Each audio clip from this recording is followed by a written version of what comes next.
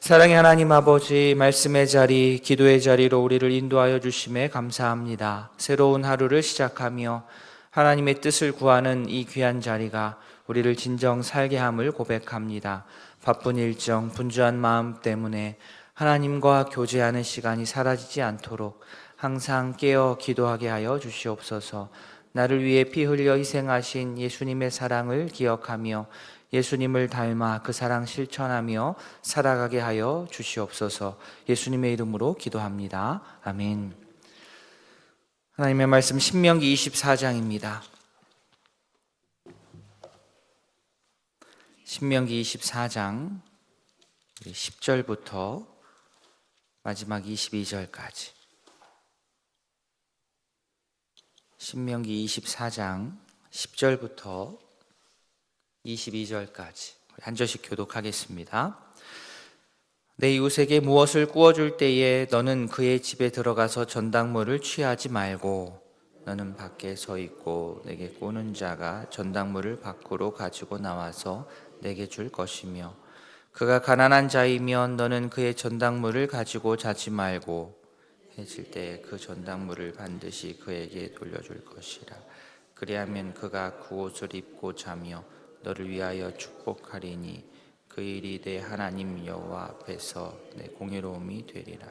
공공하고 비난한 품꾼은 너의 형제든지 내 땅 성문 안에 우거하는 객이든지 그를 학대하지 말며 그 품삯을 당일에 주고 해진 후까지 미루지 말라.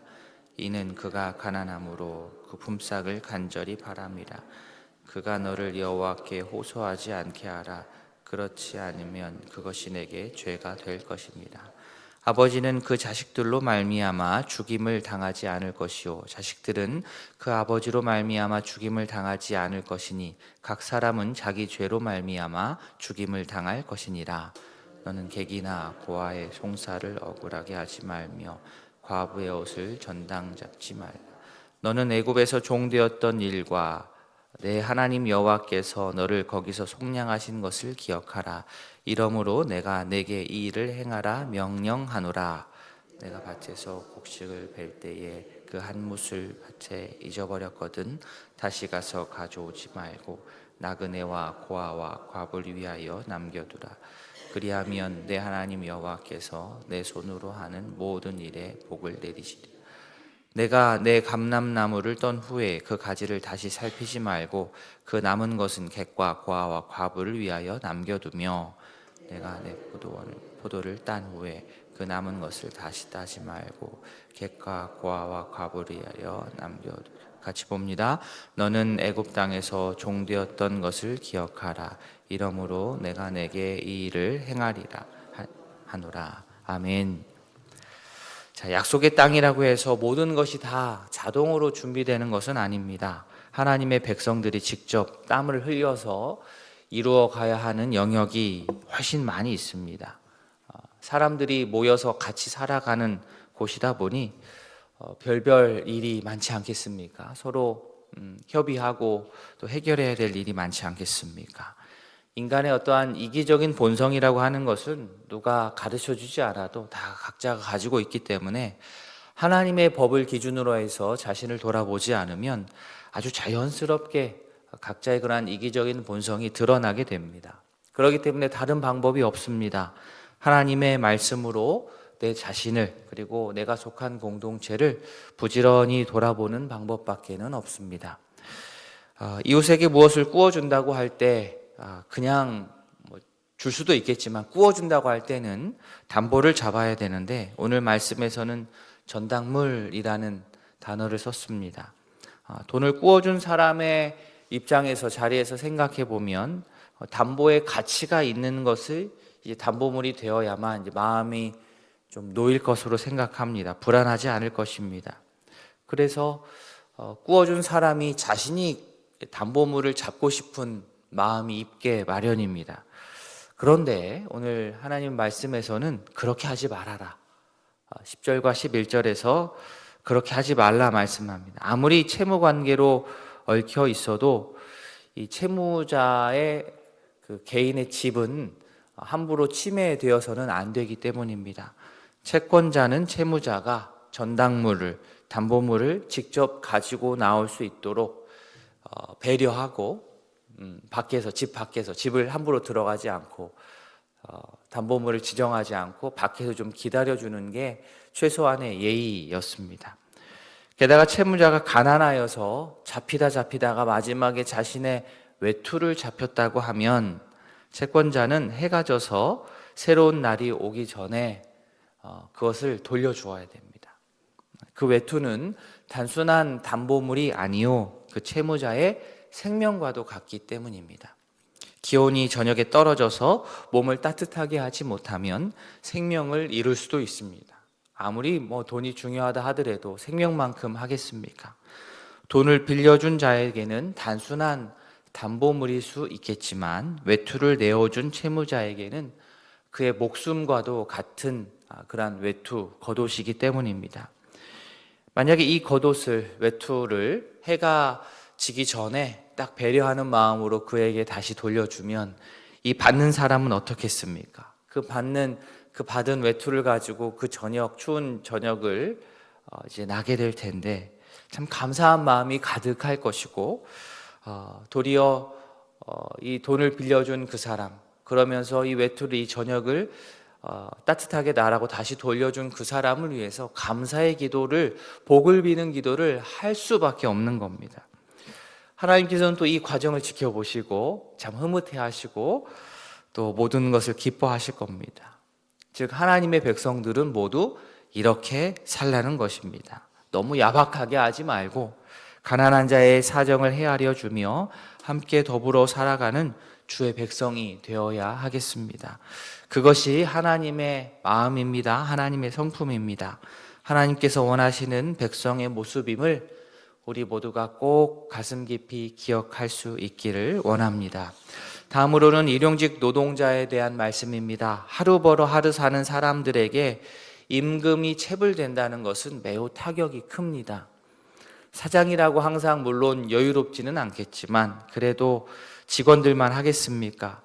임금 체불로 인하여서 여호와 하나님께 간절히 호소하는 일이 생기지 않도록 이들을 직원으로 쓰는 자들은 그들의 상황을 잘 헤아려서 임금이 체불되지 않도록 해 주어야 합니다.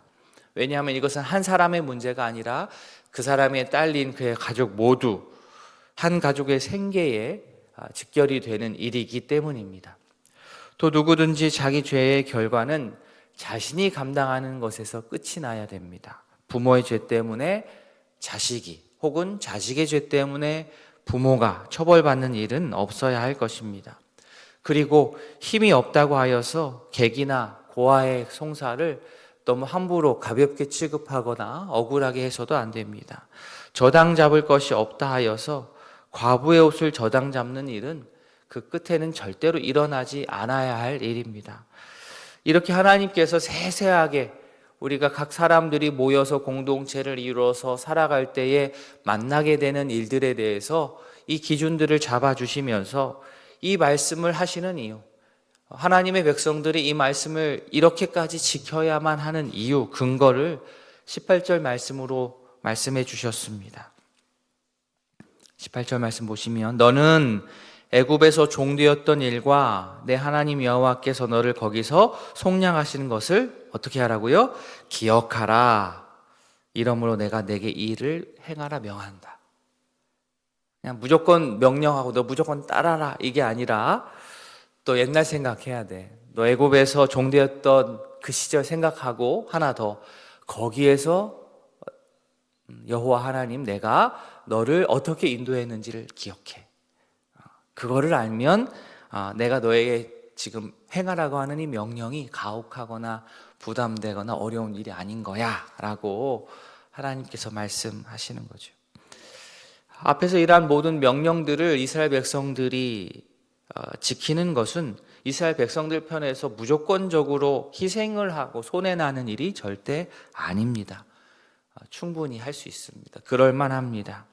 이스라엘 백성들은 이미 하나님께 더 큰 은혜를 받아 누린 자들입니다. 이미 받아 누린 은혜를 근거로 해서 상대적으로 나보다 더 연약한 지체들을 배려하고 돌보는 겁니다.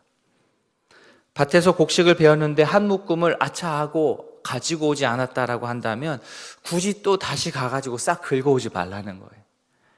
너무 빡빡하게 하지 말아라. 그 한 묶음 없어도 그 밭의 주인 산다. 그런데 누군가는 그 남겨진 한 곡식단으로 인하여서 살게 된다는 거예요.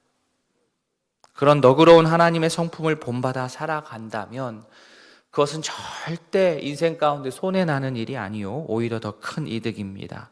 왜 그렇습니까? 19절 뒷부분에 그리하면 내 하나님 여호와께서 내 손으로 하는 모든 일에 복을 내리시리라. 아멘. 이 말씀 믿으십니까? 아멘. 네. 그냥 믿으라고 하면 우리 잘 안 믿어지니까 실제 생활에서 한번 실천해 보시기를 권면드립니다.